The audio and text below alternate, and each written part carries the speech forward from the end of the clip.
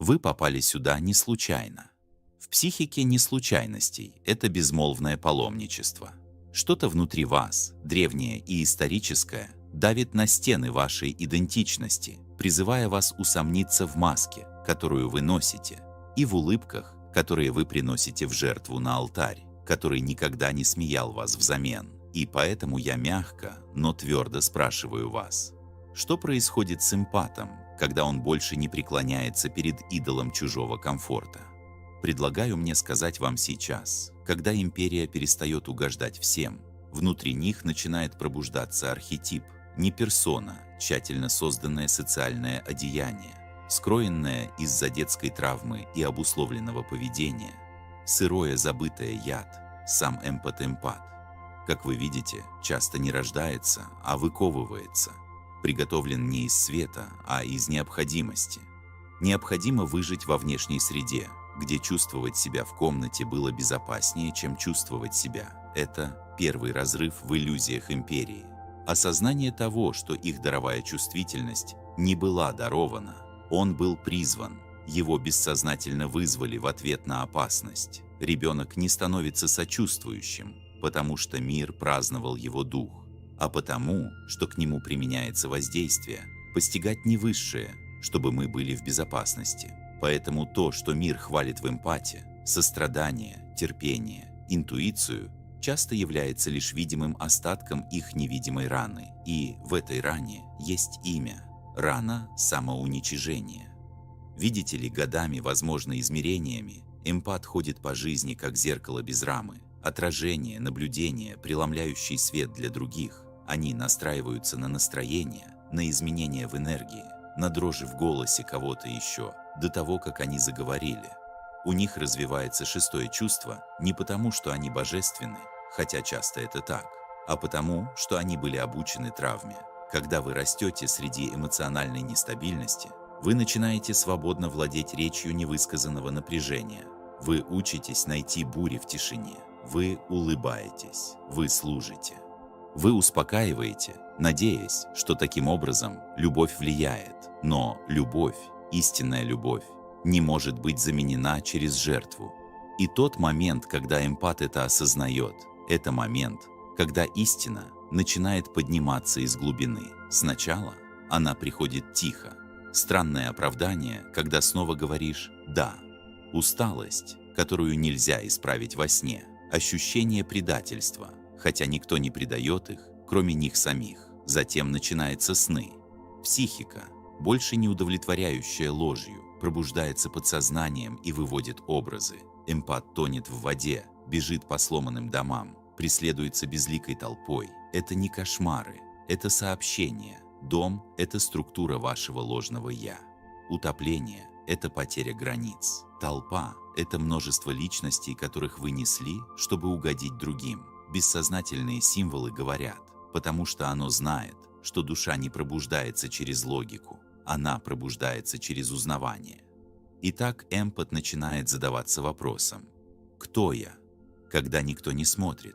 Кто я, если я не нужен?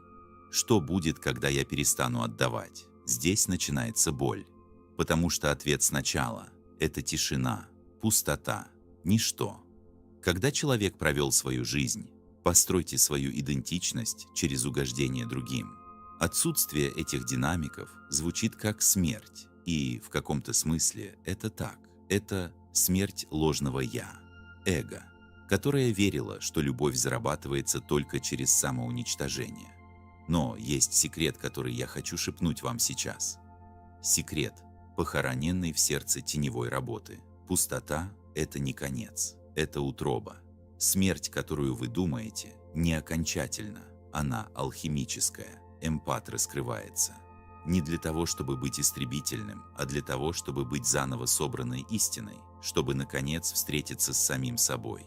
Не с социально вознаграждаемой маской, не с эмпатическим представлением, а с исходным вами, существующим до тех пор, пока потребности будут нужными. Это пробуждение начинается с ярости.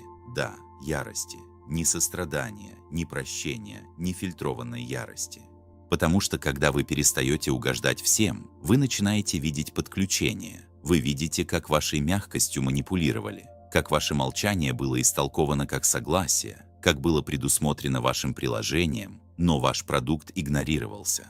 Вы видите это не через призму терапевта, через красный взгляд души, которую надоело. Не бегите от этого гнева. Он не токсичен, он священен. Это огонь, который разжигает зависимую музыку. Этот голос, который говорит «больше нет». Это архетип воина, впервые поднимающийся в эмпате. И это ужасно для того, кто создал свою идентичность в вопросах мира. Появление границ выглядит как получение, но это не получено. Это защита. И защита – это не жестокость. Это любовь к себе в ее самой первобытной форме. Здесь эмпат встречается с тенью. Годами они отвергали свой гнев, отвергали свой эгоизм, отвергали ту часть себя, которая хотела чего-то. Эти качества были похоронены, проецировались на других, стыдились. Но теперь, когда они перестают угождать всем, тень возвращается не для того, чтобы наказать, а для того, чтобы интегрироваться. Тень говорит: «Я – твоя неудовлетворенная потребность. Я – твой безмолвный крик. Я – твои украденные границы. И я ждала тебя. Не бойся тени. Бойся жизни, которую ты жил без нее». Видите ли, мы не можем быть целыми, не вернув себе те части, которые мы отвергли. И путешествие эмпата – это не просто сострадание, а возвращение. Вспомнить, призвать обратно каждый фрагмент души, который был предложен на алтаре одобрения. Каждый раз, когда они говорили «да», когда на самом деле хотели сказать «нет». Каждый раз, когда они проглатывали боль, чтобы другим было комфортно. Каждый раз, когда они уменьшали себя, чтобы кто-то другой чувствовал себя большим. Каждый из этих моментов был потерей души, и каждый из них теперь должен быть возвращен. Это не быстрый процесс, он не линеен. Эмпат будет горевать не только по другим, но и по иллюзии, которую они когда-то называли любовью. Они будут оплакивать отношения, которые были построены на исполнении роли. Они перерастут круги, которые когда-то казались домом. Они станут одинокими не потому, что их не любят, а потому, что они больше не подходят для ролей, которые удерживали их в окружении. И в этом одиночестве происходит нечто неожиданное – спокойствие.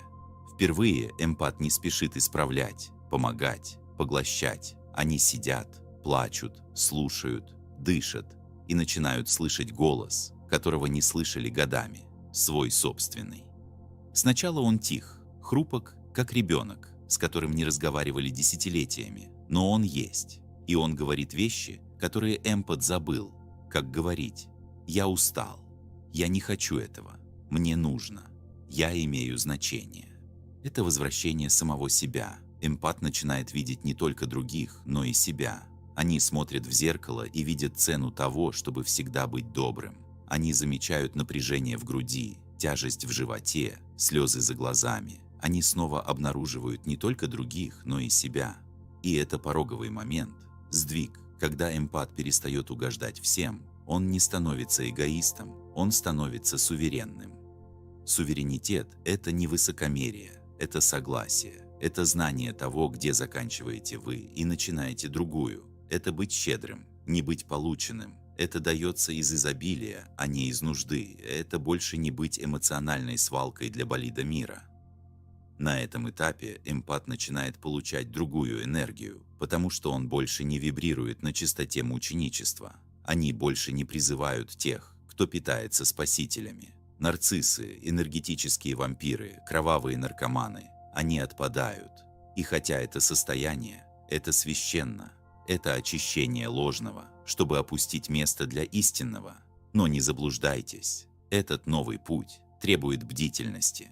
Старое «я» будет нашептывать соблазнители, импульс угождать вернуться в момент предложения. Архетип раненого целителя соблазнителен, особенно при соблюдении похвалы и идентичности. Поэтому эмпат должен стать мистиком, наблюдатель своей души, хранитель своей собственной энергии. Они должны ежедневно спрашивать: даю ли я любовь или нужду? Служу ли я от радости или из-за честности? Видят ли меня или я просто пригодился? Это не эгоистичные вопросы, это священные границы. потому что этому миру не нужно больше выгоревших эмпатов.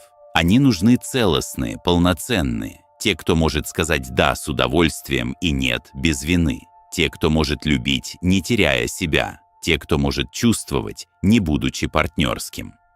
Теперь вы должны понять, что ваша чувствительность – это не ваша идентичность, это ваш инструмент. И как любой инструмент, он должен быть настроен, защищен, уважаем. Вы здесь не для того, чтобы нести мир.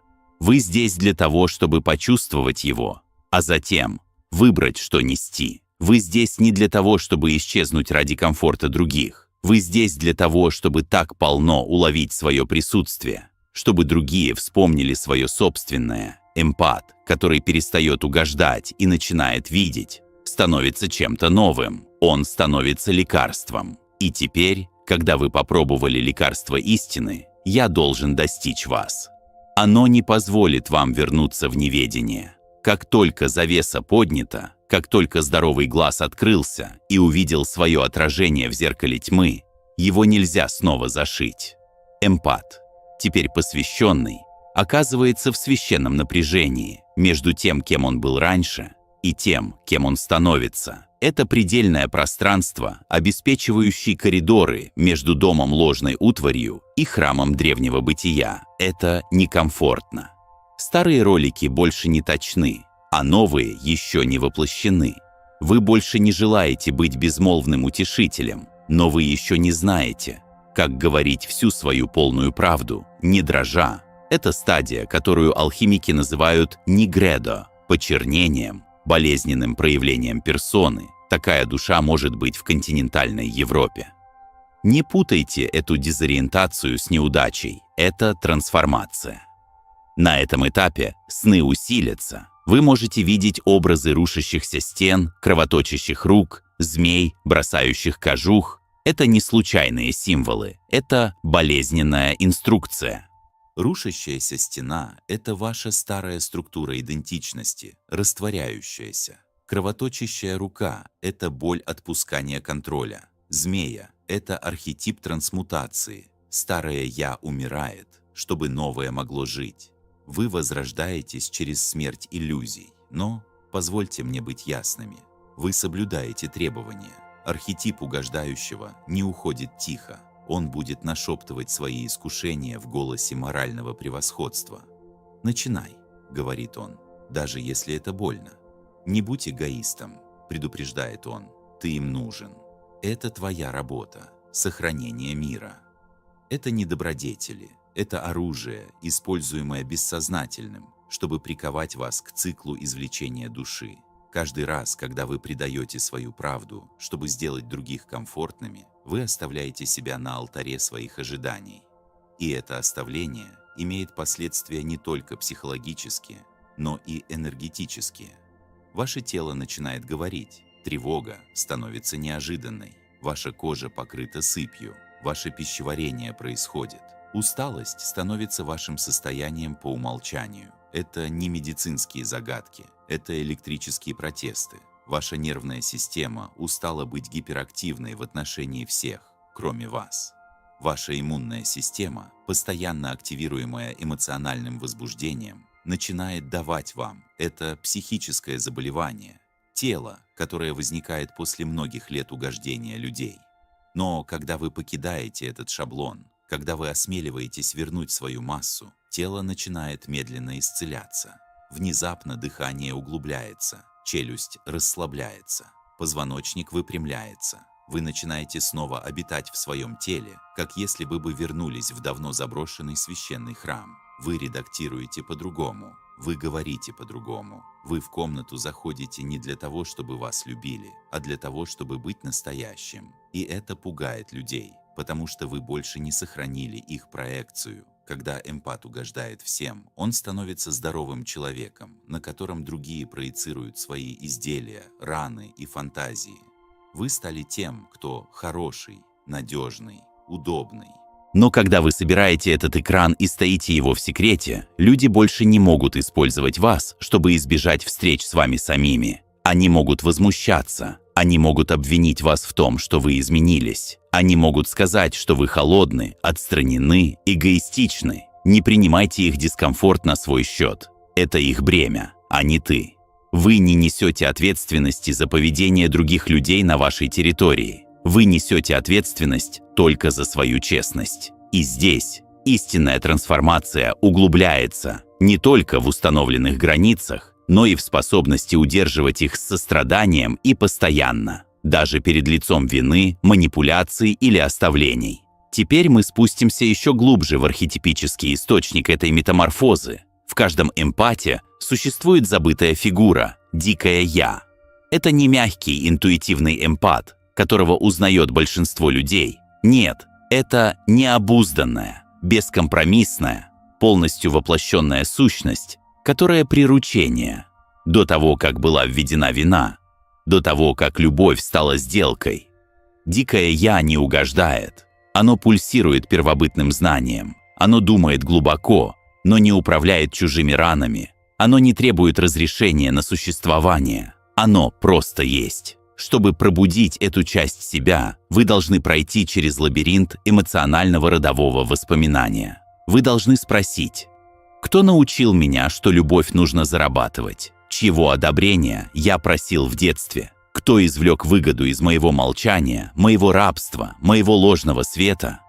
Это не просто биографические вопросы. Они мифические, потому что, сталкиваясь с ними, вы не просто исцеляете свою историю, вы разрушаете поколение психического наследия, вы прекращаете заклинание, наложенное на женское и чувственное на протяжении веков, что ваша ценность измеряется тем, сколько вы отдаете себе. Это пробуждение революционно. Более недостаточно быть милым. Милосердие часто является представлением. Это рабство, одетое в вежливости. Это молчание, маскируемое под добродетеля. То, что миру нужно сейчас, это не парламентия.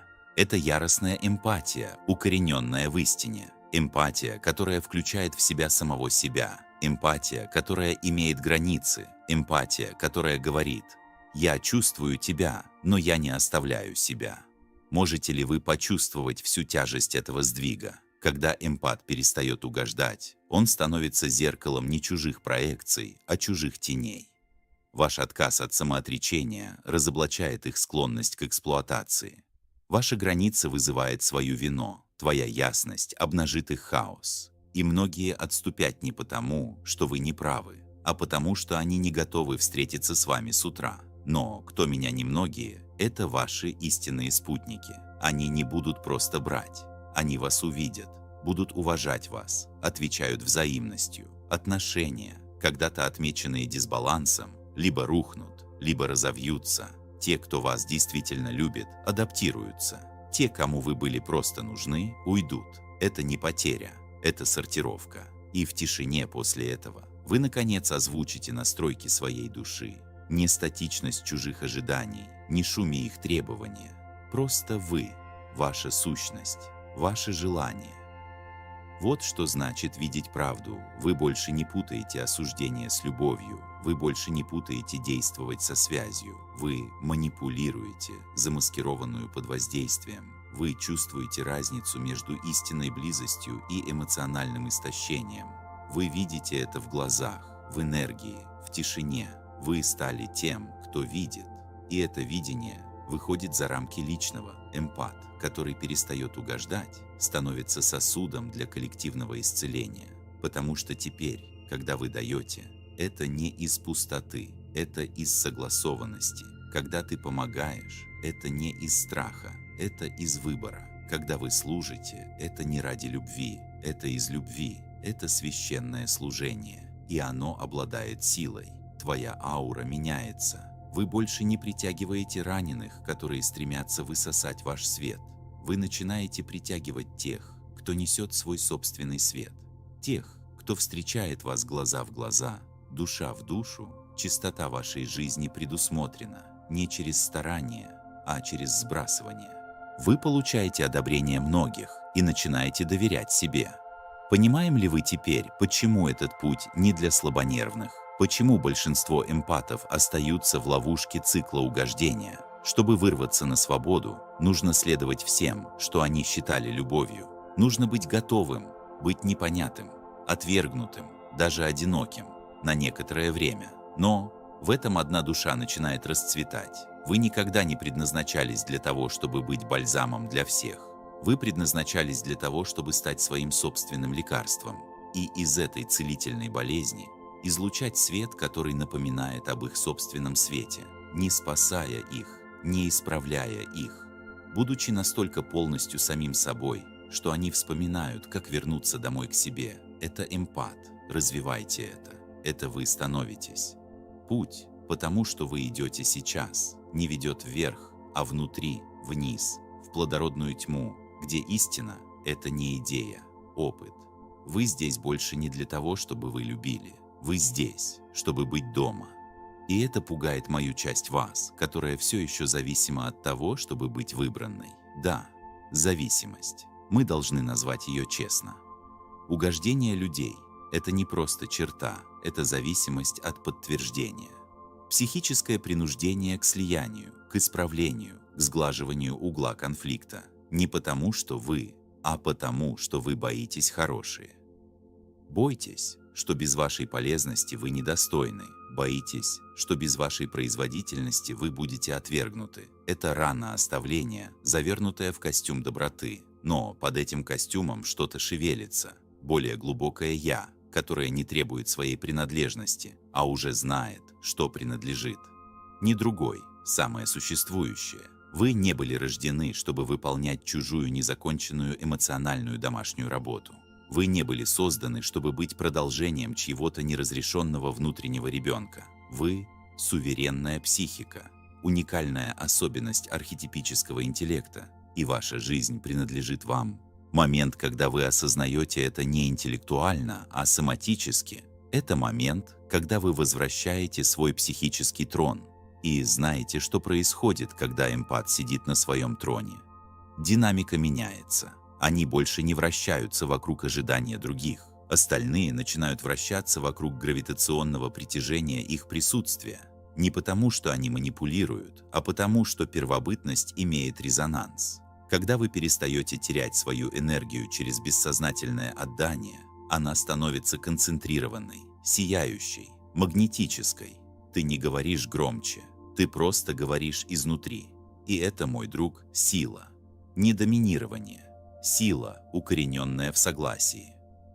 В этот момент, когда вы начинаете понимать, что мистики действовали в условиях нарушения правил, священный союз аним и анимуса внутри, мужских и женских аспектов, ваших медиков, дел и бытия, даваний и получения.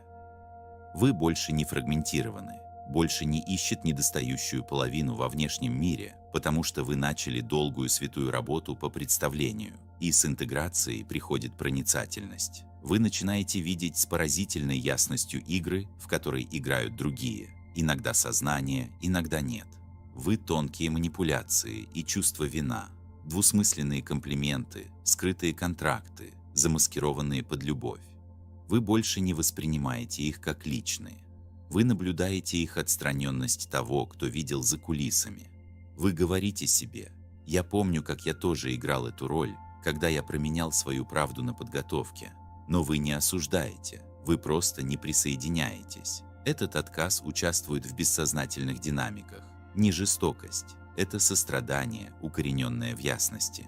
Вы даете другое преимущество их собственному процессу. Вы больше не мешаете, вы больше не спасаете. Вы держите пространство, но не несете ответственности за свой выбор. И это, возможно, самое душевное посвящение из всех для эмпата.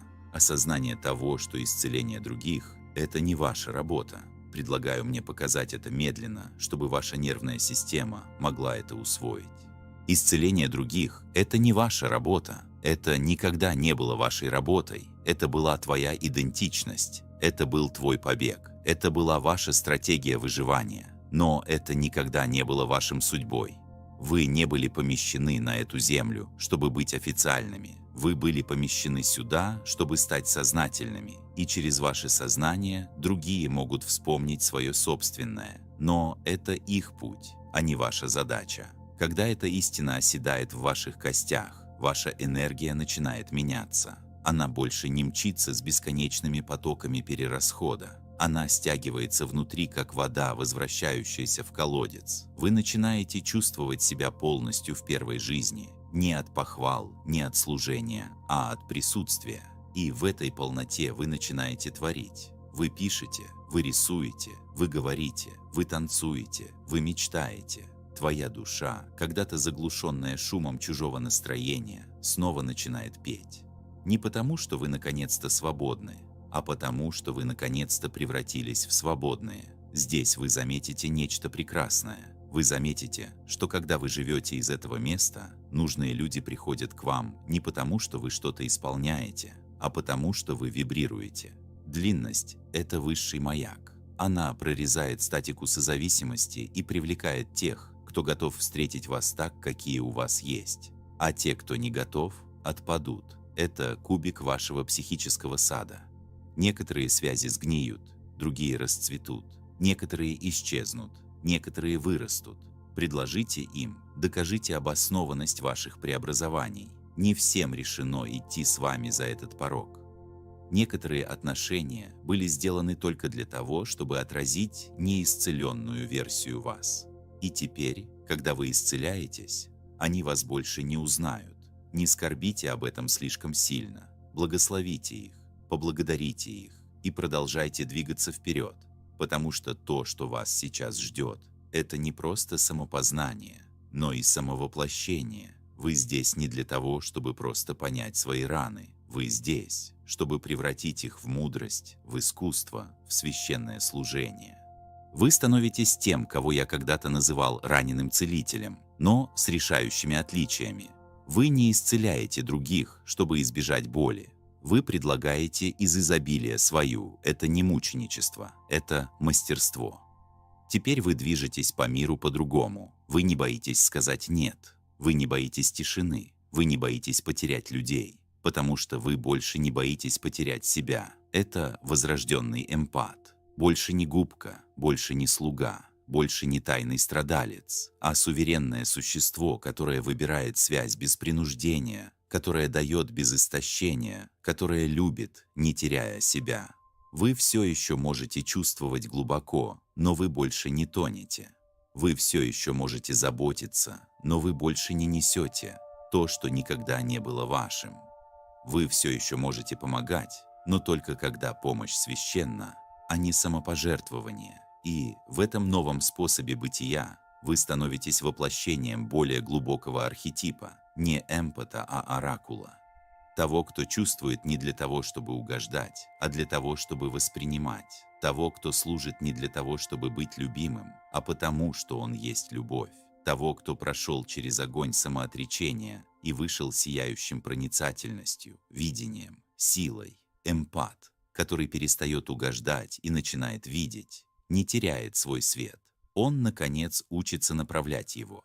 И теперь, возлюбленная душа, мы подходим к глубочайшему порогу вашей трансформации. Интеграция эмпата, который больше не угождает, а видит.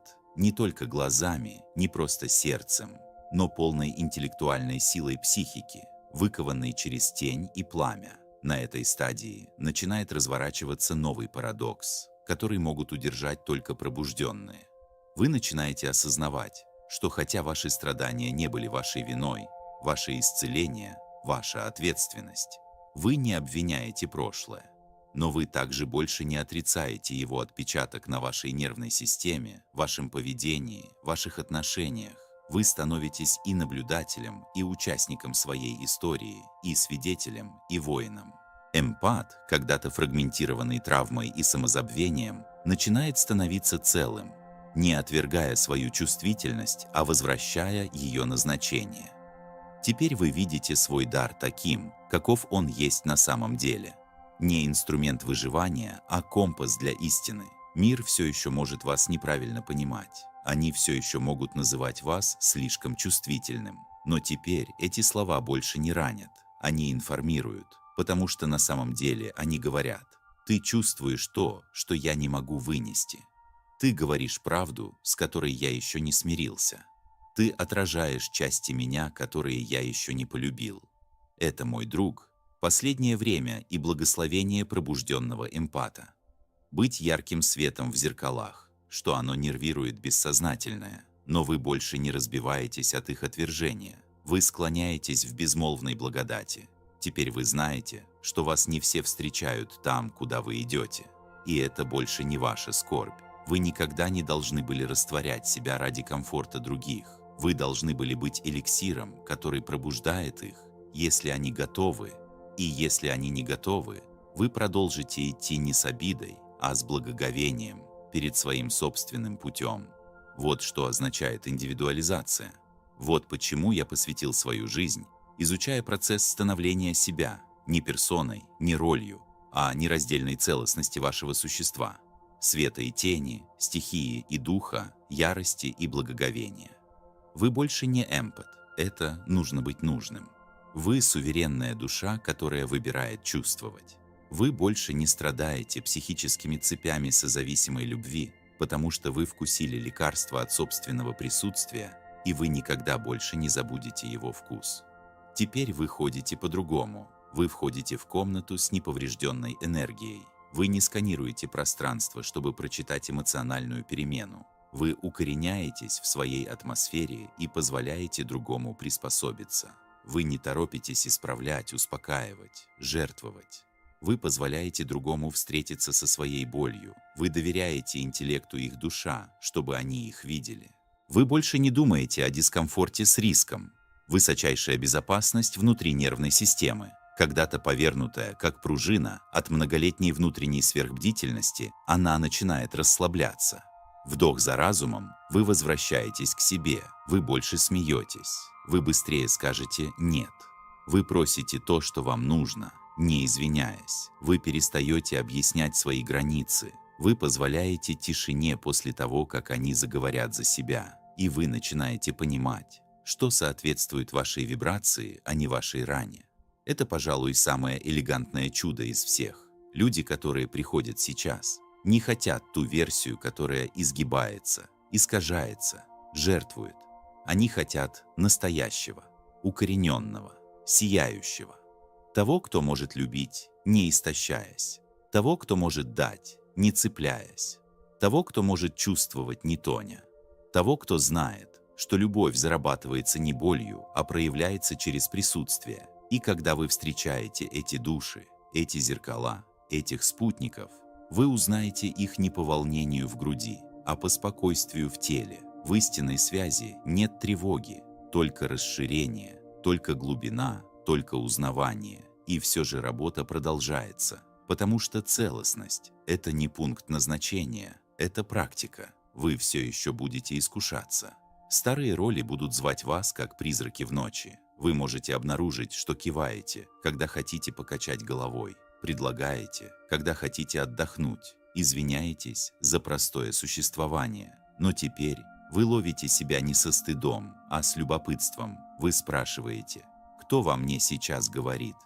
Внутренний ребенок, который боится оставления, внутренний спаситель, который хочет быть любимым, тень, которая жаждет одобрения. Вы не изгоняете эти части, вы приглашаете их в круг осознанности, вы дышите с ними, вы чтите их историю и напоминаете им мягко, но твердо. Нам больше не нужно это делать. Мы в безопасности сейчас, мы видимы сейчас, мы принадлежим себе. Это истинное освобождение эмпата, не искоренение их чувствительности, а эмансипация их идентичности от нее. Вы больше, чем то, что вы чувствуете. Вы тот, кто наблюдает за чувством, формирует его, направляет его. Вы сосуд, а не вода, мост, а не бремя. И в этом месте глубокого воспоминания эмпат становится чем-то святым. Они становятся психическим якорем. В мире хаоса они удерживают неподвижность. В мире спектакля они предлагают истину. В мире, зависимом от шума, они приносят тишину, которая исцеляет. Их простое присутствие нарушает бессознательный танец дисфункции. Не через конфронтацию, а через калибровку. Другие начинают регулироваться в их присутствии. Не потому, что они их исправили, а потому, что они больше не оставляют себя, чтобы успокоить их. Это энергетическое мастерство, это вознесенный эмпат. Итак, вам, тем, кто чувствовал слишком много, отдавал слишком много, терял слишком много, я предлагаю это заключительное заклинание. Вы не сломлены, вы раскрываетесь. Вы не слишком чувствительны, вы исключительно настроены. Вы здесь не для того, чтобы нести мир. Вы здесь, чтобы воплотить свою собственную прогулку, говорить правду, любить мудро. И, пожалуйста, прежде всего, никогда больше не оказывать себе быть любимыми. Душа, которую вы предаете, угождая всем, это ваш офис. И душу, которую вы храните, когда начинаете видеть эту душу, божественную.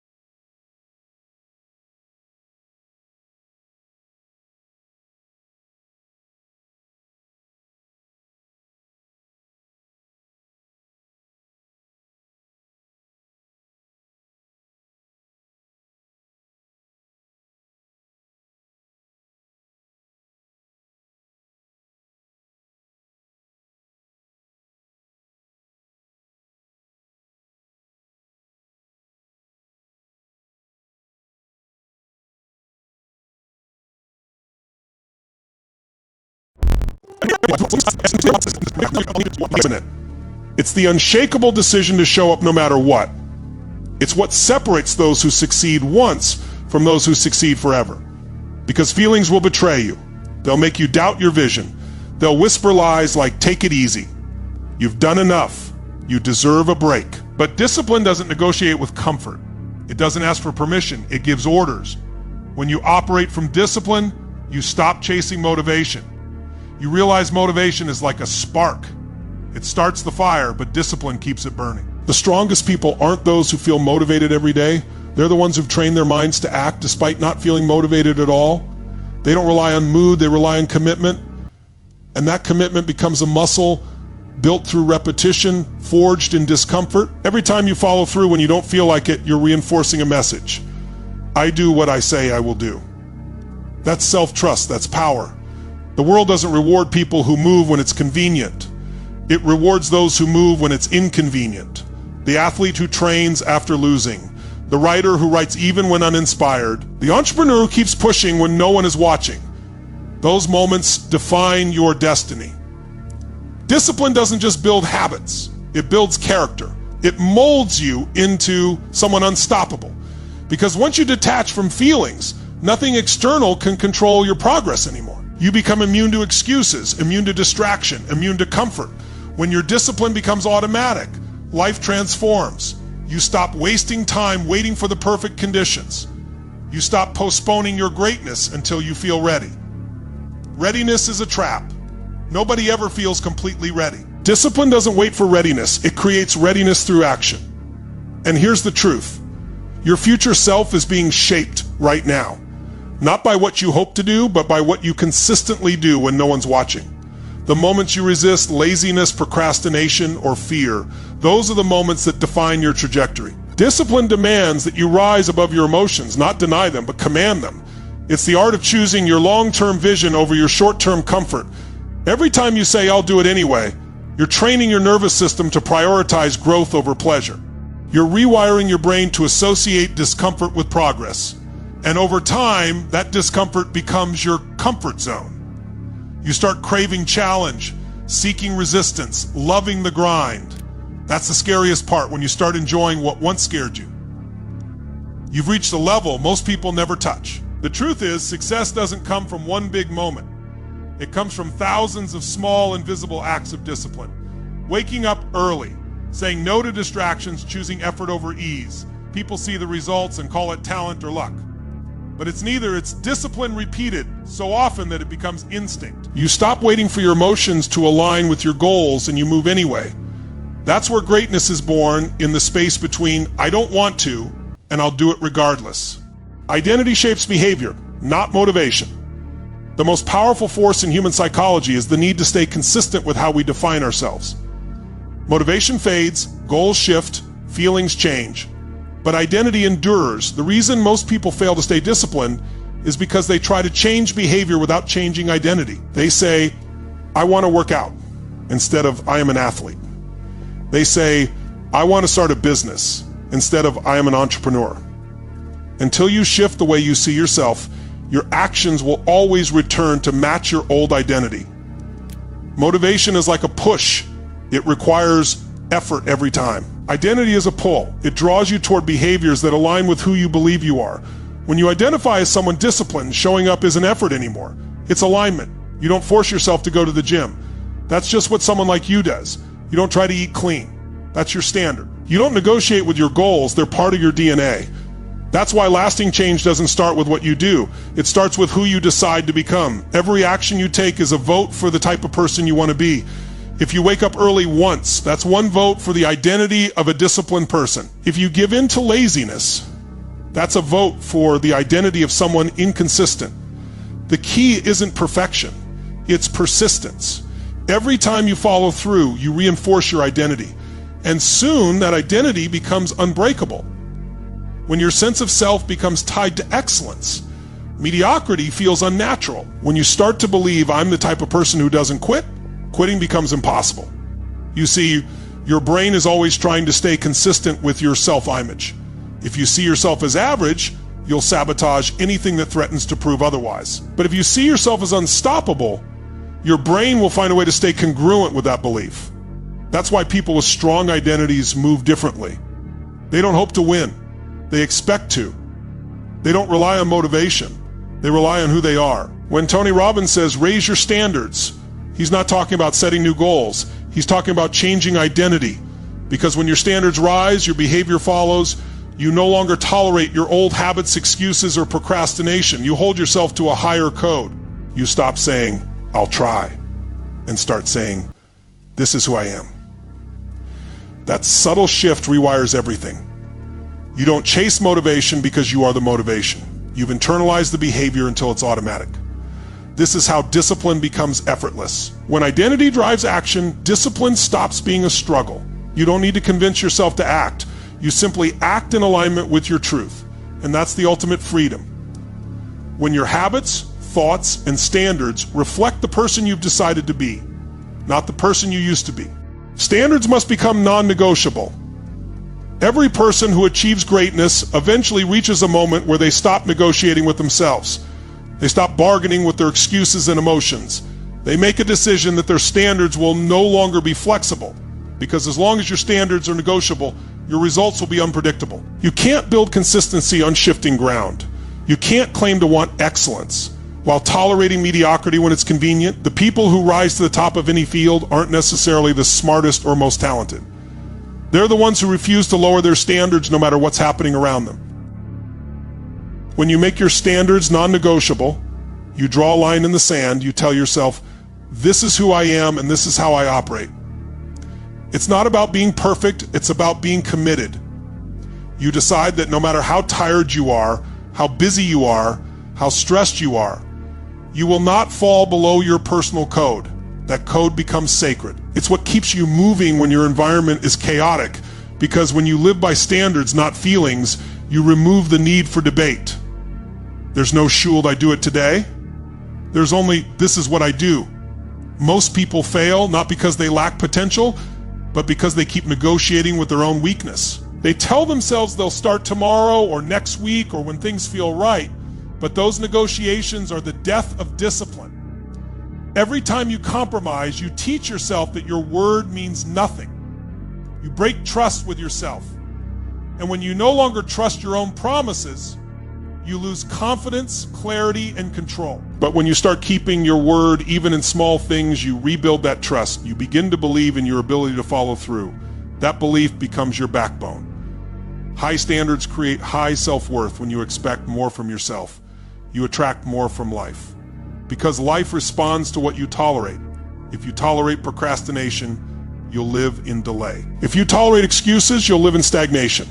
But if you demand excellence, you'll create momentum. It's not the universe that changes, it's you. The moment your standards shift, everything around you must adjust to match them. People treat you differently. Opportunities appear differently. Even your energy shifts because your mind and body are now calibrated to higher performance. Think about anyone who's achieved mastery, athletes, artists, leaders, entrepreneurs. They don't operate by chance. They operate by standard. They have rules for themselves that are unbreakable. A professional doesn't need someone to tell them to practice. A warrior doesn't need motivation to train. Their standard is their motivation. They don't wait for accountability from others because they hold themselves accountable. That's the real power of non-negotiable standards. They make you self-sufficient. You don't need external validation because your inner standard demands excellence, whether anyone's watching or not. When you adopt non-negotiable standards, you stop accepting excuses from yourself and others. You no longer allow laziness to disguise itself as rest or procrastination to masquerade as patience. You see through your own lies. And when that clarity sets in, it's both liberating and terrifying because it means there's no one left to blame. You can't hide behind circumstances anymore. You realize it's all on you, your effort, your focus, your decisions, but that's also where your power begins. When you take full ownership, you gain full control. Most people keep their standards low because high standards require pain. They demand discipline, sacrifice, and honesty. But that pain is what purifies you. It strips away weakness. It forces you to evolve every time you refuse to drop your standards, even when it hurts. You're proving to yourself that you're capable of more, and the more you uphold your code, the stronger your identity becomes. Eventually, it's no longer something you have to think about. It's just who you are. The kind of person who doesn't break their own rules.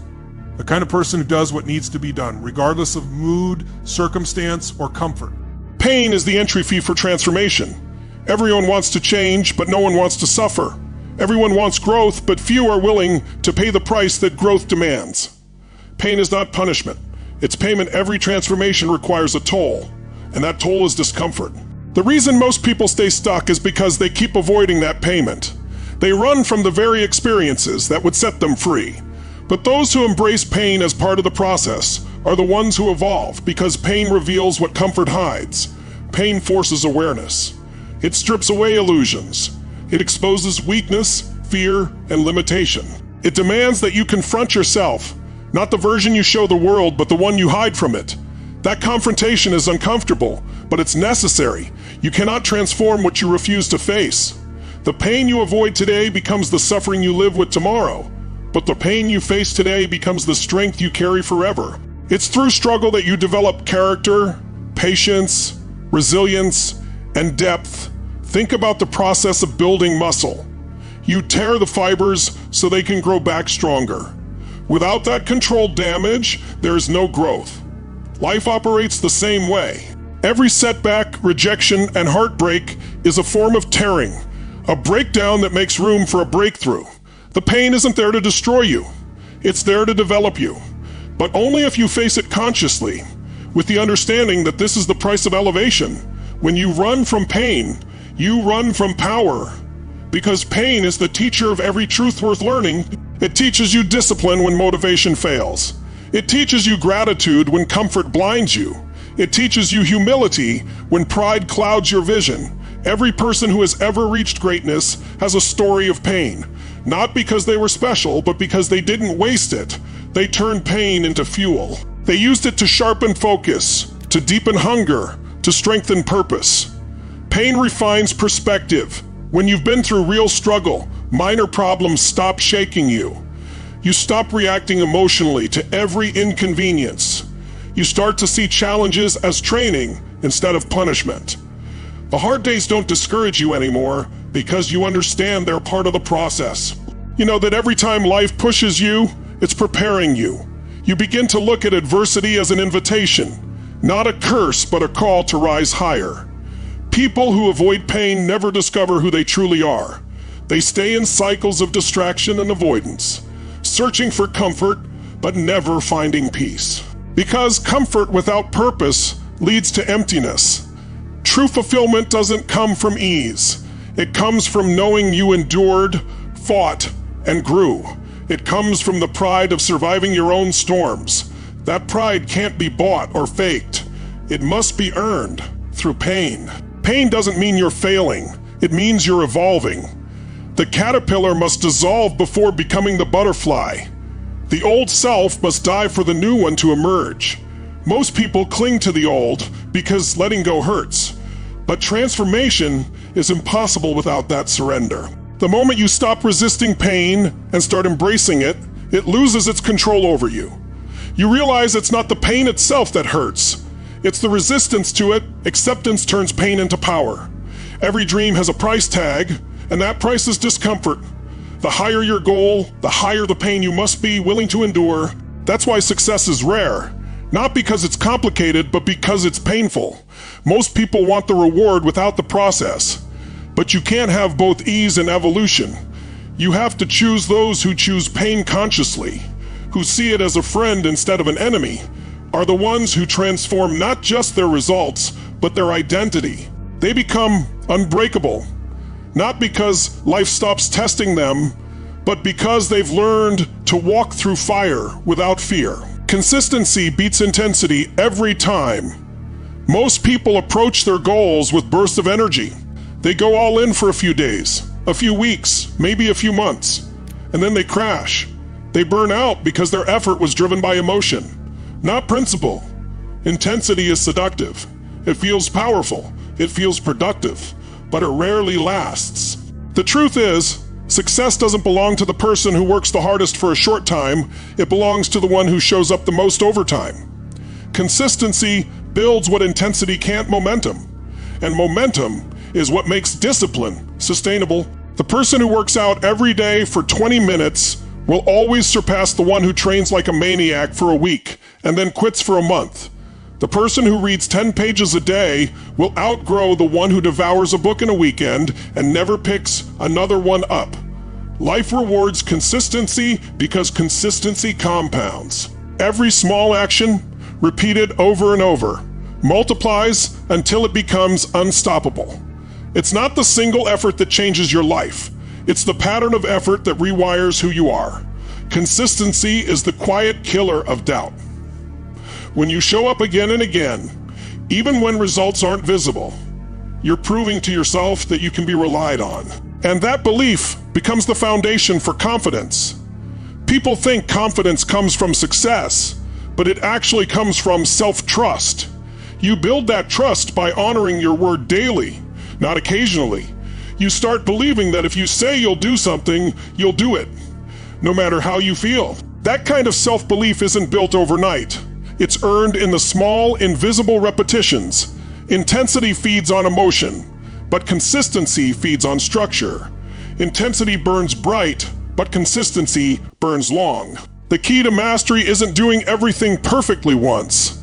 It's doing it well enough repeatedly until perfection becomes second nature. That's why so many people start strong and fade away. They're addicted to excitement, not growth. Growth is often boring. It's repetition, routine, monotony. It's doing the same thing again and again while no one's watching. But that boredom is the birthplace of mastery.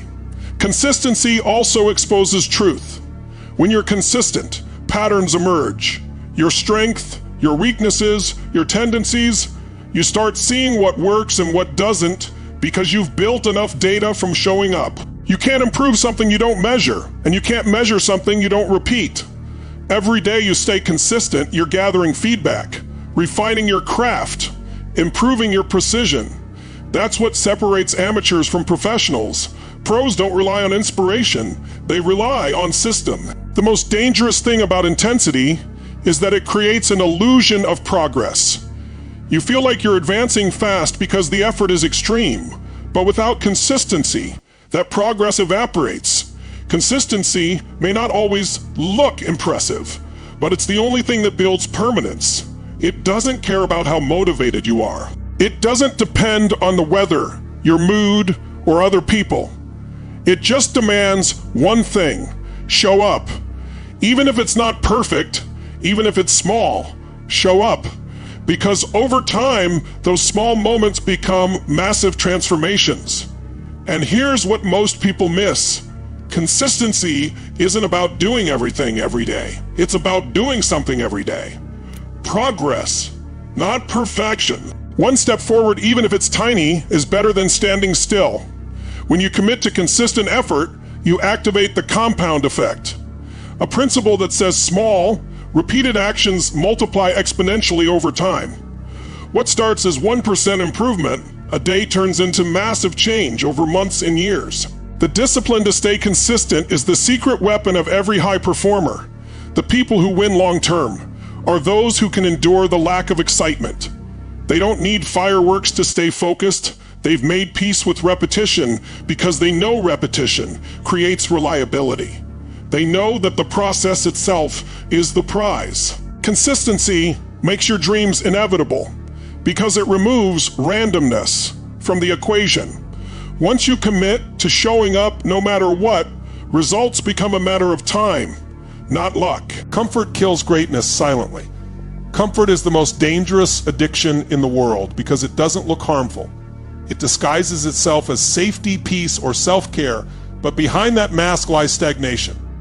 Comfort whispers that you deserve a break, that you've done enough, that it's okay to slow down. And while you listen, life passes you by. Every time you choose comfort over growth, you reinforce weakness. Every time you settle for easy, you distance yourself from excellence. Greatness doesn't live in comfort. It lives in challenge. The problem is, most people confuse comfort with happiness, and that confusion traps them in mediocrity. The truth is, nothing extraordinary grows in a comfortable environment. Muscles grow under tension, diamonds form under pressure, leaders rise through adversity. Everything strong is shaped by stress. Yet people spend their entire lives avoiding it. They build routines around convenience, choosing what feels good now over what will make them great later. That's why comfort is so deadly. It kills dreams slowly, without pain, without warning. It doesn't destroy you in one blow. It erodes your potential bit by bit until there's nothing left but regret. Comfort numbs ambition. The more you indulge in it, the harder it becomes to leave. It trains your brain to avoid effort, to choose pleasure over progress. You start lowering your expectations to match your laziness. You tell yourself you're fine where you are, but deep down, you're not fulfilled. You're just comfortable. Comfort feels safe, but it's a trap disguised as peace. It gives you short-term relief, but steals long-term meaning. Growth only begins when you step outside your comfort zone. The human spirit was not designed for stagnation. It was built for expansion. Every breakthrough, every innovation, every transformation begins with discomfort. When you push yourself into the unknown, your body resists, your mind screams, but that's the sign you're growing. Discomfort is the compass pointing toward progress. The more you resist it, the more you delay your potential. Comfort also destroys urgency. It convinces you there's always more time, that tomorrow will be better, that opportunities will wait, but life doesn't wait. The window for action is always smaller than you think. Every moment spent in comfort is a moment you'll never get back. The people who achieve greatness don't have more time. They just use their discomfort as fuel. They understand that temporary pain is better than permanent regret. They know that the pain of discipline weighs ounces, while the pain of regret weighs tons. The irony is that the more you chase comfort, the less comfortable your life becomes. You grow weaker, softer, more reactive. Challenges that once seemed small start to overwhelm you. But when you choose discomfort intentionally, your comfort zone expands. What once terrified you becomes manageable. What once felt impossible becomes routine. That's how warriors are built. Not by avoiding hardship, but by walking straight into it until it no longer scares them. Comfort is seductive because it's easy. It gives you a sense of control, but it actually controls you. It makes you believe you're protecting yourself, but you're really limiting yourself. Every time you choose the couch over the gym, distraction over focus, excuses over execution, you're practicing failure. And practice makes permanent. The same way repetition builds excellence, it also builds weakness if directed the wrong way. To escape the trap of comfort, you must develop a new relationship with pain. You must see discomfort not as suffering, but as evidence of growth. Every time you feel resistance, it's a signal that you're expanding beyond your limits. That's the territory where greatness begins. Comfort is easy, discomfort is earned, and everything meaningful in life is earned. The mind obeys the rules you set for it. Your mind is like a powerful machine. It will follow whatever instructions you program into it, whether they serve you or destroy you.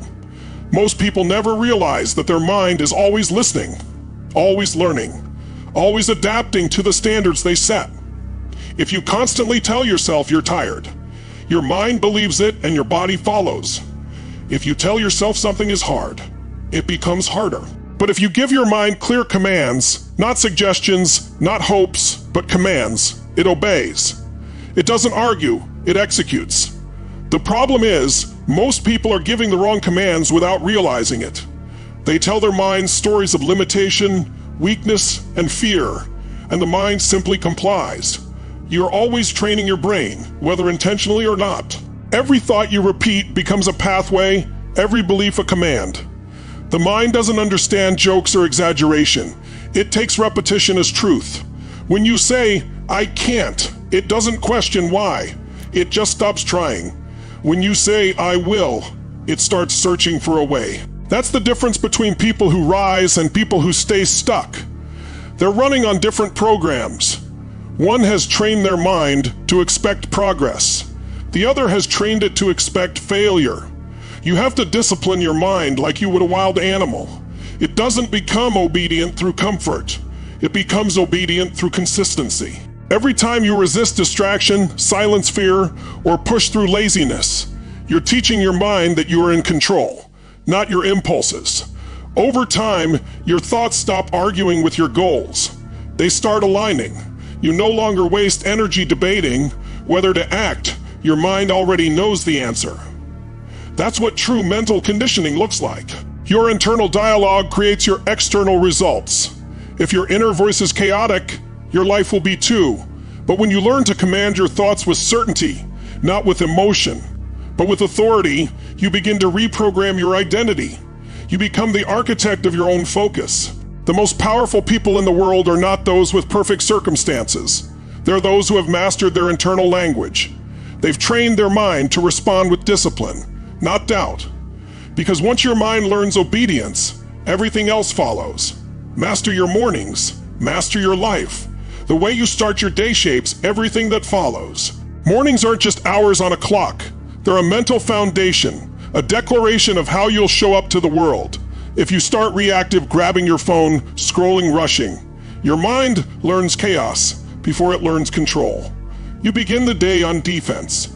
But when you claim the morning, you claim your mind. You teach yourself that you lead the day, not the other way around. That first hour sets the rhythm for every decision, every thought, every emotional response that follows. A powerful morning isn't about perfection or routines for routine's sake. It's about priming your state. You don't need hours, you need intention. When you wake up with clarity, gratitude, movement, or focus, you condition your nervous system to operate from power instead of pressure. You tell your brain, this is who I am, centered, driven, ready. That one decision in the morning builds momentum that compounds all day. Because energy flows where attention goes. And when your first attention is purpose, the rest of your day aligns around it. People underestimate how fragile focus is in the morning. One distraction can steal hours of productivity. One lazy thought can spiral into a day of excuses. But when you use your mornings to command focus through exercise, reflection, planning, or meditation, you're sending a clear signal to your subconscious today. I'm in charge. And that signal becomes habit. Soon your mornings stop being a struggle and start becoming a ritual. They transform from routine to reinforcement. Your mornings are where discipline is born. It's not about how early you wake up. It's about how intentionally you begin. When you master that first decision to rise, to move, to think with purpose, you're training your brain to take ownership from the start. That's why successful people guard their mornings fiercely. They know that the person who owns the morning owns the day, and the person who owns the day owns their life. Discipline creates freedom, not restriction. Most people think discipline is a cage, when in truth it's the key that unlocks real freedom. Discipline removes chaos. It removes the burden of indecision.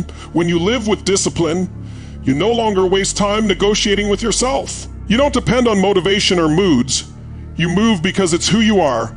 That's not restriction, that's liberation.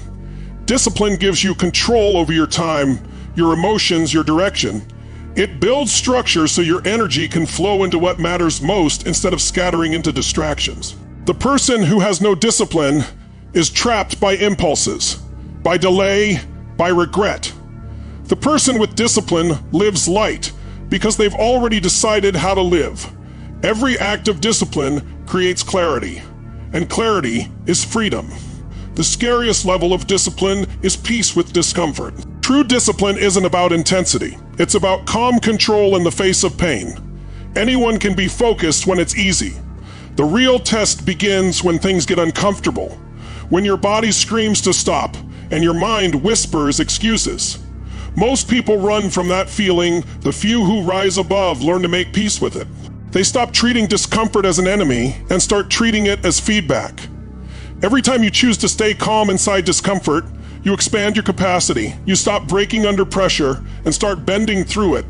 That's where growth lives, not in the absence of pain, but in mastery over it. When you can sit in the fire without flinching, when you can move forward without panic, that's when discipline becomes something deeper. It becomes identity. Congratulations. You've just taken the first step toward a level of discipline most people can't even imagine. Remember, it's not about talent, luck, or who you are today. It's about the choices you make and the actions you take consistently. Every declaration, every fixed hour, every locked-in practice, every pre-solved obstacle, they all combine to transform not just your habits, but your very identity. This is the point where most people give up. The moment life throws something unexpected at you, the old patterns whisper, it's too hard. Just wait. But you've learned something most never do. Gaps are where failure returns. Continuity is where transformation lives. You've discovered the secret to becoming unbreakable. You've learned that practice isn't about perfection. It's about persistence, about moving forward when everything inside you says stop. When you implement this system, you stop being someone who tries. You become someone who simply is. Someone who shows up no matter what. Someone whose discipline makes others uncomfortable, and whose existence proves that what they call impossible is only uncomfortable. And here's the ultimate truth. The person who can't fail isn't doing anything magical. They're simply operating at a level others refuse to reach. So here's what I want you to do next. Subscribe to Tony Robbins' track. Hit that bell, like this video, and comment below. Share the habit you're declaring unstoppable today. Because once you make it public, once you make it real, there's no turning back. You're no longer someone who tries. You are someone who acts, someone who persists, someone who becomes unstoppable. And remember, the consistency that scares others, the kind that makes people say, that's not normal, is the only consistency worth having. You're not here to be normal. You're here to be unbreakable.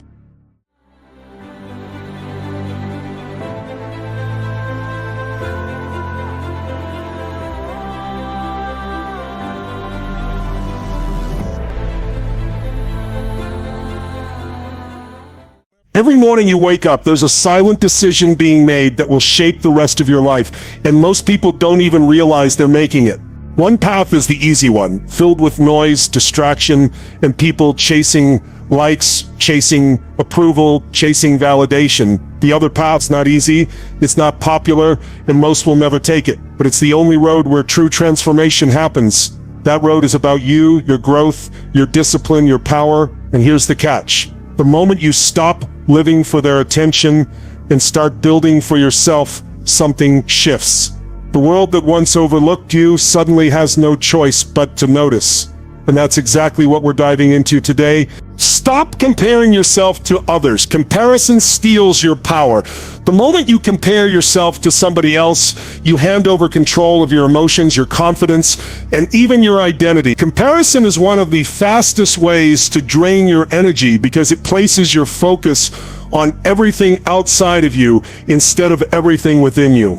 Think about it, when you scroll through social media and see someone who looks more successful, happier, richer, or fitter, what happens instantly? Your brain shifts into self-criticism. You begin questioning yourself. Why am I not there yet? What am I doing wrong? Why don't I have what they have? And all of a sudden, the energy you could have used to build your future gets wasted doubting your worth. That's the trap of comparison. It steals your time, your creativity, and your power because it convinces you that your path is not enough. But here's the truth. No two people have the same journey, the same obstacles, the same starting point, or the same mission. Comparing your chapter 1 to someone else's chapter 20 is like planting a seed yesterday and expecting it to look like a fully grown tree today. Growth doesn't work that way. Your timeline is your timeline. Your race is your race. The only person you need to measure yourself against is the person you were yesterday. If you can wake up and know that you've pushed even one step further, you've already won. The danger of comparison is that it gives you a false scoreboard. You look at someone else's highlight reel and think that's reality, but you don't see the struggle, the pain, the setbacks they've gone through to get there. You don't see the failures behind their success or the sacrifices behind their smile. You're only looking at the surface, and you're using that surface to decide your value. That's not only unfair, it's destructive. Because when you do that, you minimize your own strengths, you ignore your own progress, and you blind yourself to your own potential. What would happen if you took all that energy you spend comparing yourself to others and redirected it into growth? What would happen if you looked at someone else's success not as a reminder of what you don't have, but as proof of what's possible? Instead of feeling small, you'd feel inspired. Instead of wasting energy wishing you had their life, you'd use that energy to build your own. That shift, turning comparison into inspiration, changes everything. Because now, instead of being drained, you're fueled. Instead of being jealous, you're curious. Instead of being bitter, you're driven. Comparison only steals your power when you let it define you. The truth is, no one can live your life but you. No one can walk your path but you. And when you embrace that, you take your power back. You stop letting the outside world control your worth. And you start creating from a place of authenticity, strength, and ownership. The world doesn't need another copy. It needs you, fully alive and fully focused on your own growth. Growth happens when you turn inward, not outward. We live in a world that constantly pulls our attention outward. Notifications, opinions, gossip, criticism. Everywhere you turn, someone or something is demanding your focus. And when you live that way, you get trapped in reaction mode. You're always responding to what's happening out there, instead of building what's happening in here. But the real transformation, the kind of growth that sticks, doesn't come from trying to manage the outside. It comes from mastering the inside. When you turn inward, you take control back. You stop letting the noise dictate your choices. You stop living by the expectations of other people. You begin asking yourself the hard questions. Who do I want to become? What do I value? What drives me? And those answers don't come from scrolling through feeds or listening to opinions. They come from stillness, from reflection, from being honest with yourself. That's the foundation of growth.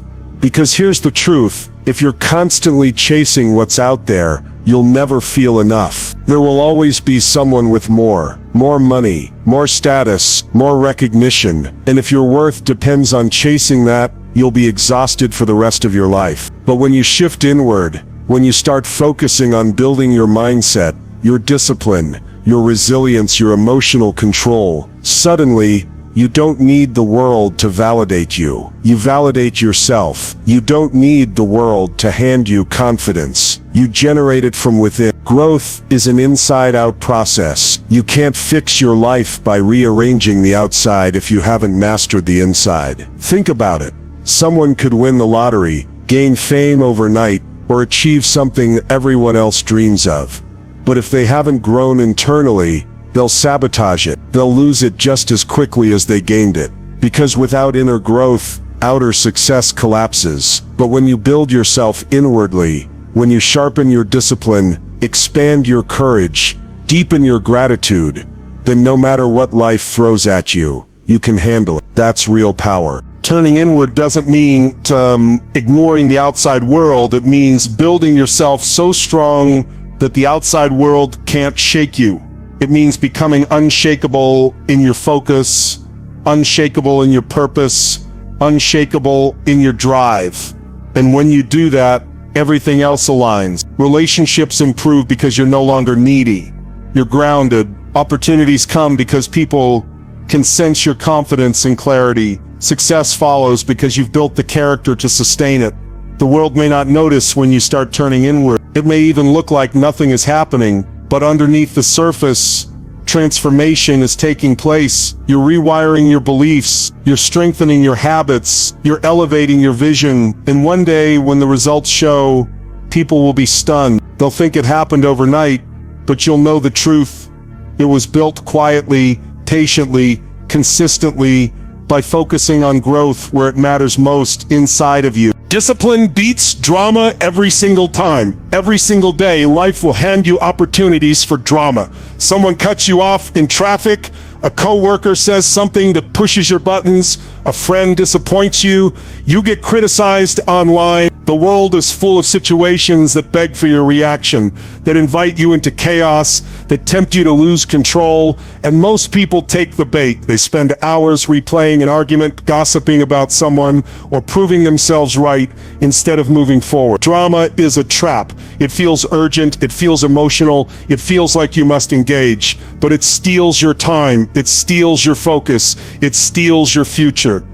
Discipline is the antidote. Discipline says, I don't have to react to everything. I don't have to attend every argument I'm invited to. I don't have to waste my energy on what doesn't serve me. Discipline is about making the choice that aligns with your growth, even when it's boring, even when it's not flashy, even when nobody else sees it. And that's what makes it powerful. Drama might give you attention for a moment, but discipline gives you results for a lifetime.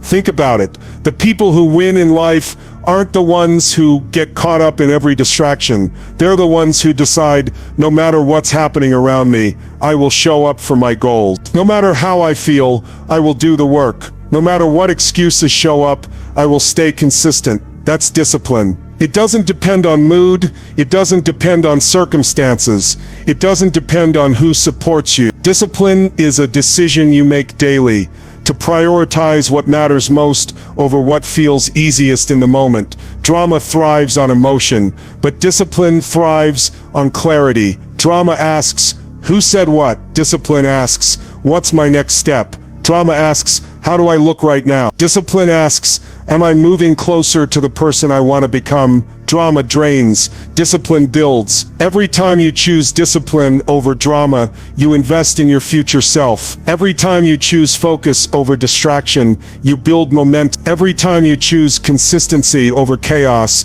you stack the bricks that create an unshakable foundation. Here's the catch. Discipline doesn't always feel good in the moment. Sometimes it feels uncomfortable. Sometimes it feels like you're missing out. But discipline pays dividends that drama never will. Discipline builds habits. Discipline creates character. Discipline produces results that last long after the emotions fade. When you look at someone who's truly successful, someone who's built something lasting, you're not looking at someone who lived in drama. You're looking at someone who chose discipline over and over again until it became who they are. And here's the secret. The less time you spend on drama, the more time you have for growth. When you let go of needing to be right, needing to prove, needing to fight battles that don't matter, you suddenly free up energy for what does matter: your vision, your health, your relationships, your mission. That's the shift. You can't control the chaos of the world, but you can control whether you add fuel to it or rise above it. And rising above it always comes down to discipline. Progress is louder than words. Let your results do the talking. People waste so much energy trying to convince others of their worth. They argue. They defend themselves. They post online about how hard they're working, hoping someone will notice. But here's the truth. The loudest statement you will ever make is progress. You don't need to prove yourself with explanations. You don't need to win debates. You don't need to announce your every move. You just need to grow, to evolve, to build results so undeniable that no words are necessary. When you focus on progress, everything shifts. You stop living for approval and you start living for alignment. You stop chasing validation and you start chasing mastery. Progress is not about being perfect. It's about being consistent. It's about showing up day after day, stacking small wins, building momentum, and letting that momentum compound. Progress speaks for itself. You don't have to say a word when people can see the evidence. The problem is, many people get stuck talking about what they're going to do instead of actually doing it. They want credit before they've even paid the price. They want applause before they've put in the reps. But words are cheap. Progress is priceless. Words can be doubted, twisted, ignored, but results cannot be denied. When you build results, even your critics have no choice but to acknowledge them. Progress is powerful because it builds self-respect. Every time you keep a promise to yourself, every time you take a step forward, you prove to yourself that you're reliable. You stop waiting for others to believe in you because you believe in you. That inner certainty is stronger than any compliment or criticism you'll ever get. And when you operate from that place, you don't need to shout about what you're doing, you just do it. Here's the reality. Most people are distracted. Most people give up quickly. Most people settle. That's why progress shocks people. They expect you to quit. They expect you to stay the same. They expect you to talk a big game, but never follow through. And when you don't, when you keep showing up, when you keep improving, when you keep leveling up, it surprises them. Your progress forces them to pay attention. But progress is not built in leaps. It's built in steps. It's built in the mornings you wake up and push yourself when you don't feel like it. It's built in the hours you put in behind the scenes when no one is watching. It's built in the discipline of repeating the basics until you master them, and slowly, quietly you transform. By the time the world notices, you've already been doing the work for months, maybe years. That's why progress is so loud. It carries the weight of consistency behind it. Letting your results do the talking is about humility, but it's also about power. It's about knowing that you don't need to prove yourself with noise, because your life is your proof. It's about staying grounded in the process, trusting that if you put in the work, the outcome will speak for itself. It's about realizing that the loudest victories are the ones you don't announce, the ones you simply embody. And when you live this way, you'll notice something powerful. You no longer crave recognition. You no longer chase applause. You no longer need people to see every step, because you're not doing it for them. You're doing it for you. In the end, that's what progress really is. The relentless pursuit of becoming the person you know you can be, no matter who's watching. Focus on mastering skills, not chasing approval. One of the greatest traps you can fall into is living your life with the goal of impressing others instead of building yourself. Approval feels good for a moment, but it's fleeting, unstable, and out of your control. You can spend years trying to gain the validation of people who don't even think about you twice, and in the process you lose the very thing that would actually make you unstoppable: skill. Skills are what last. Skills are what create freedom. Skills are what no one can take away from you. When you focus on approval, you bend and break yourself to fit the expectations of others, and you end up weaker, not stronger. But when you focus on mastery, you build something inside of you that can weather any storm. Think about it. Every person who has truly left a mark on the world did not do it by trying to be liked. They did it by going all in on mastering their craft, their discipline, their vision. Approval is external, but mastery is internal. Approval disappears the moment people's opinions shift, but mastery compounds. The deeper you go into building real skills, the more doors open. The better you get, the less you need applause, because your competence becomes your confidence. Approval is about performing for the moment, but mastery is about investing in the long game. The truth is, most people never commit to mastery because it takes patience, it takes discipline, it takes enduring boredom and repetition. But that's why mastery is so rare and so powerful. When you stop chasing approval, you free yourself from the prison of other people's opinions. You stop asking, do they like me, and start asking, am I growing, am I improving, am I moving closer to the person I want to be? That shift is where real power is found, because the applause of the crowd will fade, but the skills you build will stay with you for life. Silent work creates explosive results. We live in a culture that glorifies showing off the process, posting every workout, announcing every plan, telling the world what you're going to do before you've even done it.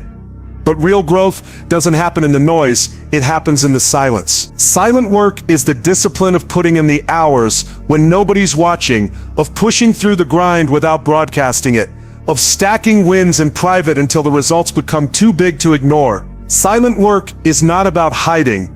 It's about focus. It's about removing distractions, shutting out the noise, and pouring yourself completely into the process. The reason silent work is so powerful is because it keeps your energy where it belongs, on execution, not on appearance. When you work quietly, you're not distracted by what people think. You're not looking over your shoulder to see who's clapping. You're not losing momentum by constantly announcing your next move. You're simply doing the work. And that work compounds. Day after day, rep after rep, you're building a foundation that the outside world can't see yet. But just like a seed underground, growth is happening. And one day when the results burst through the surface, it looks explosive to everyone else, even though you know it was built brick by brick in silence. Silent work also builds character. It trains you to be self-driven instead of approval-driven. It teaches you patience, consistency, and resilience. It forces you to find motivation within yourself instead of waiting for someone else to give it to you. And when the results finally show, they're undeniable. People will call it sudden success. They'll call it luck. They'll call it overnight transformation. But you'll know the truth. It wasn't overnight. It was hours, weeks, months, even years of silent work, stacking up until the results became so big, the world had no choice but to note it. Critics only know who you were, not who you're becoming. Every single person carries around an image of you in their mind. Maybe it's who you used to be. Maybe it's a version of you that made mistakes, failed, hesitated, or didn't show up as strong as you could have. Here's the truth. They'll hold on to that image, they'll lock it in, and they'll judge you based on it. Critics thrive on the past. They cling to what you once were, not realizing that growth is constantly reshaping you into someone new. The danger is when you start believing their version of you more than your own vision for yourself. Because if you buy into their definition, you freeze in time. You let their voice become louder than your own, and you trap yourself in who you used to be. But critics only see fragments. They don't see the nights you're up late working on your craft. They don't see the mornings you push yourself when no one's watching. They don't see the battles you've fought inside, fears you've overcome, beliefs you've broken, courage you've built. All they see is what's easy to see, what's easy to mock, what's easy to repeat. They only know the version of you that was visible yesterday. They don't see the growth that's happening today, and that's why you cannot live for their approval or their understanding. Growth is invisible at first.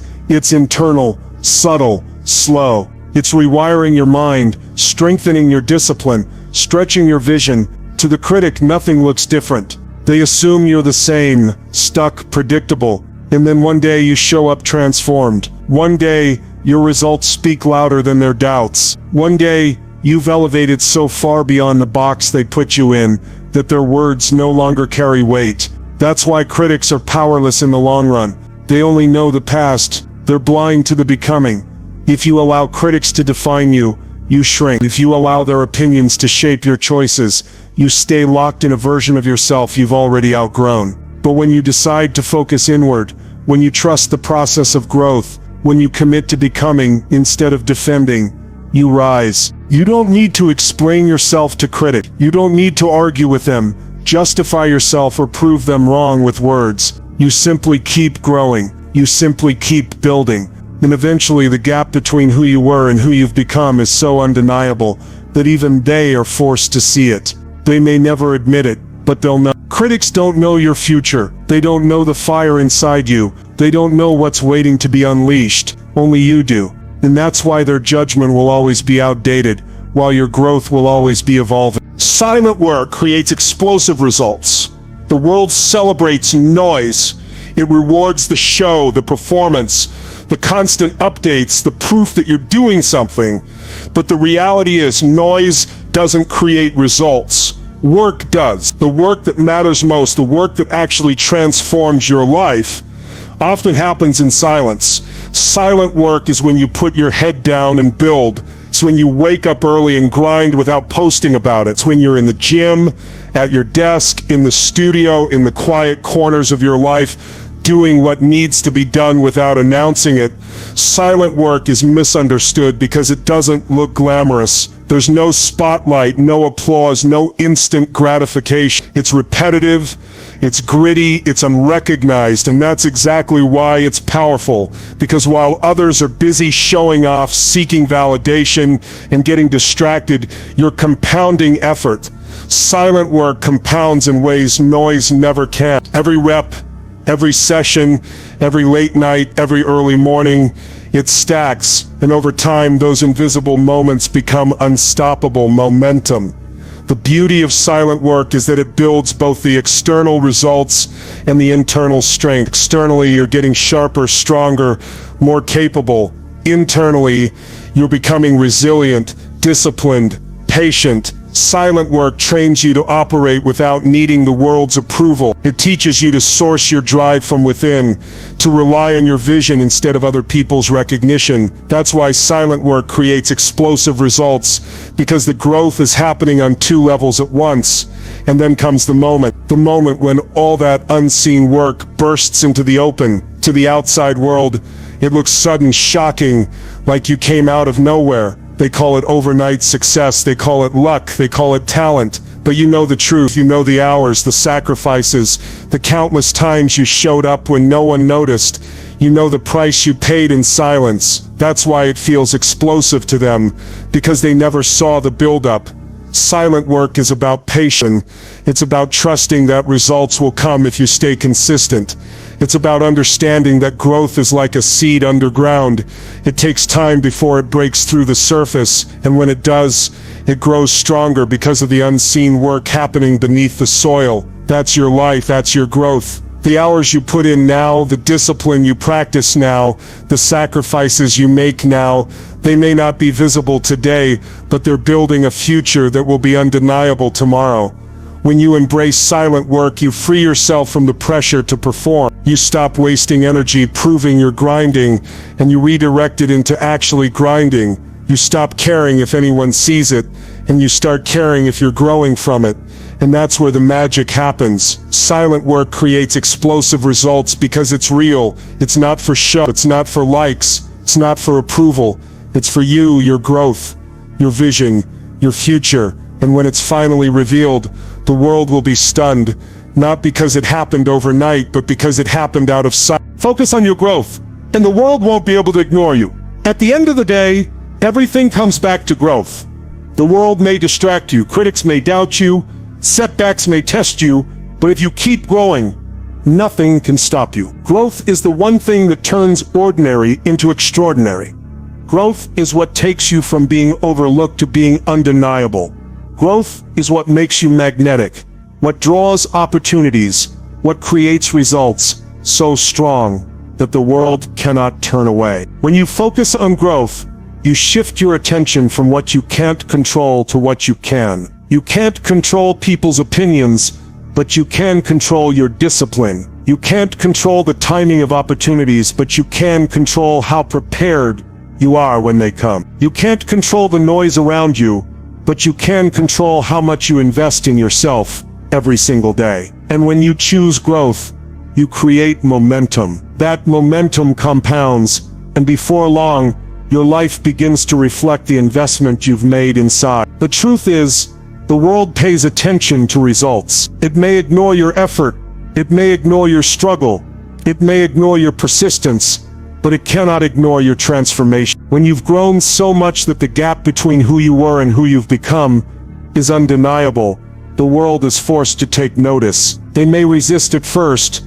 they may try to dismiss it, but growth is louder than doubt. Growth speaks through action, through results, through the undeniable evidence of change. The most powerful part of focusing on growth is that it makes you unstoppable, regardless of circumstances. Even when life knocks you down, if you keep growing, you'll rise stronger. Even when people leave, if you keep growing, you'll attract better. Even when opportunities slip away, if you keep growing, new ones will appear. Growth ensures that you're never stuck, never finished, never out of options. As long as you're evolving, you're creating a future that's bigger than your past. And here's the thing, when you commit to growth, you don't even need to chase recognition. The world will recognize it on its own. People will be surprised, inspired, even challenged by your transformation. Some will support you, some will envy you, some will try to copy you, but none will be able to ignore you, because true growth cannot be hidden. It radiates. It shows up in your energy, your confidence, your results. And when that happens, you don't need to ask for attention. You've earned it. You've become it. You've seen it now. Growth isn't about proving people wrong, it's about proving yourself right. It's not about chasing applause, it's about becoming undeniable. Discipline beats drama. Silent work creates explosive results.